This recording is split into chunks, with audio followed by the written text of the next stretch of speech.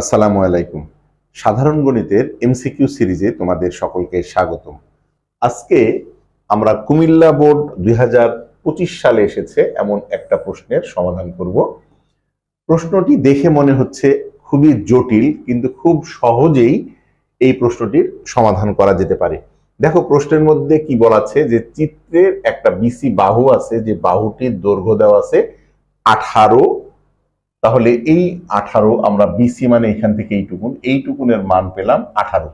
আর কি দেওয়া আছে, বলছে যে এসি বাহুর দৈর্ঘ্য নির্ণয় করো। এসি মানে এই বাহুটির দৈর্ঘ্য নির্ণয় করতে বলেছে। আর এইখানে খেয়াল করে দেখো, এখানে একটা সমকোণ বলা আছে। তাহলে এইটা যদি সমকোণ হয় তাহলে অবশ্যই এই পাশের কোণটাও আমাদের সমকোণ হবে। খেয়াল করে দেখো তো, এইটা যদি সমকোণ হয় তাহলে এই ত্রিভুজ এ বি সি এটা একটা সমকোণী ত্রিভুজ।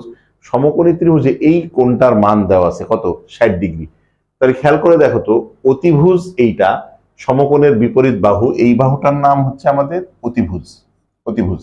আর এইটা হচ্ছে লম্ব, আর এইটা হচ্ছে ভূমি। এইখানে উন্নতি কোণ অবনতি কোণ কি দেওয়া আছে, এটা ছাড়াই এই কোণটির মানটা সহজে বের করা যাবে। এই বাহুটির মান সেটা হচ্ছে কি, এই কোণের মান যেহেতু দেওয়া আছে 60 ডিগ্রি, তাহলে আমরা অতিভুজ এবং ভূমি এইটার মধ্যে সম্পর্ক আমরা কি জানি, অতিভুজ বাই ভূমি আমরা জানি সাইন থিটা সমান লম্ব বাই অতিভুজ, আর কস থিটা সমান ভূমি বাই অতিভুজ।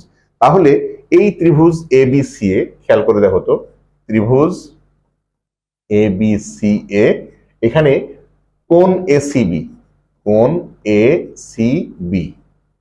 এসিবি এইটার মান দেওয়া আছে 60 ডিগ্রি। তার মানে এইটা সূক্ষ্ম কোণ। আমরা যদি এই কোণটাকে বিবেচনা করে করতে পারি তাহলে কি হবে, আমাদের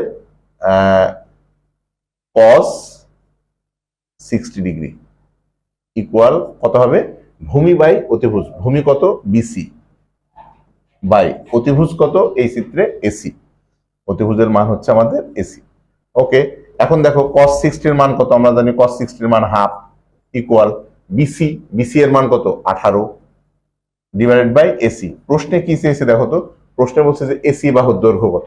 এখন আড়াআড়ি গুণ করো তো, আড়াআড়ি গুণ করলে কি হবে, এসি ইকুয়াল 18 দুগুণে 36। তাহলে আমরা খুব সহজেই এই চিত্র থেকে এসি বাহুর মান পেয়ে গেলাম। তাহলে আমাদের প্রশ্নটির উত্তর হচ্ছে এসি ইকুয়াল 36 মিটার। আশা করি ভিডিওটি বুঝতে পেরেছো। ভিডিওটি যদি তোমাদের ভালো লেগে থাকে তাহলে অবশ্যই আমাদের ইউটিউব চ্যানেল প্রজন্ম পাঠশালার সঙ্গে তোমরা যুক্ত হয়ে থাকবা। আল্লাহ হাফেজ।